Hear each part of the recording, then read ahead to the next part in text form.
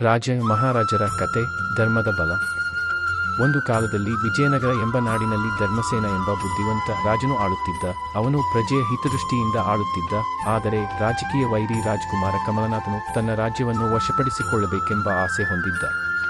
ಒಂದು ದಿನ ರಾಜಕೀಯ ಚಾಣಾಕ್ಷತನದಿಂದ ರಾಜನ ಮಂತ್ರಿಯನ್ನು ದ್ರೋಹಿಯನ್ನಾಗಿ ಬಿಂಬಿಸಿ ಆತನನ್ನು ಬಂಧಿಸಲಾಯಿತು. ಆದರೆ ರಾಜನು ತೀರ್ಮಾನ ಮಾಡುವ ಮೊದಲು ಸತ್ಯವನ್ನು ಅರಿಯಬೇಕೆಂದು ನಿರ್ಧರಿಸಿದ.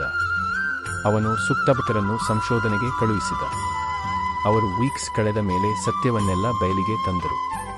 ಧರ್ಮಸೇನನು ಧೈರ್ಯದಿಂದ ತನ್ನ ಮಂತ್ರಿಯನ್ನು ಬಿಡುಗಡೆ ಮಾಡಿದ. ಆದ ಬಳಿಕ ಕಮಲನಾಥನ ದ್ರೋಹವನ್ನು ಬೆಂಬಲಿಸುವ ಸುದೀರ್ಘ ಪಟ್ಟಿ ರಾಜನಿಗೆ ಸಿಕ್ಕಿತು. ರಾಜನು ಹೋರಾಟದ ಮೂಲಕ ಅಲ್ಲವಿಲ್ಲದೆ ಚತುಷ್ಪಥ ಸಂವಾದದ ಮೂಲಕ ಕಮಲನಾಥನನ್ನು ಚತುರ್ವಿಧ ಮಂತ್ರದಿಂದ ಮನಮಾಡಿದ. ಒಳ್ಳೆಯತನವೆಂದರೆ ಶಕ್ತಿ. ರಾಜನು ಹೇಳಿದರು, ಆ ಶಕ್ತಿಯು ಶಸ್ತ್ರದಿಂದ ಅಲ್ಲ, ಧರ್ಮದಿಂದ ಬರುತ್ತದೆ. ಆನಂತರ ಕಮಲನಾಥನು ತನ್ನ ತಪ್ಪನ್ನು ಒಪ್ಪಿಕೊಂಡು ರಾಜನ ಸಹಚರನಾದನು. ಪ್ರಜೆಗಳು ಈ ರಾಜನ ಧರ್ಮಪ್ರಜ್ಞೆಗೆ ನಮನ ಸಲ್ಲಿಸಿದರು. ಇಂದುಲಗೂ ವಿಜಯನಗರದ ಚರಿತ್ರೆಯಲ್ಲಿ ಧರ್ಮಸೇನನನ್ನು ಅಧರ್ಮರಾಜ ಎಂದು ನೆನೆಯಲಾಗುತ್ತದೆ. ನಂಬಿಕೆಯನ್ನೇ ರಾಜಕಾರಣ ಮಾಡಿದ ದೊರೆ ಎಂದು.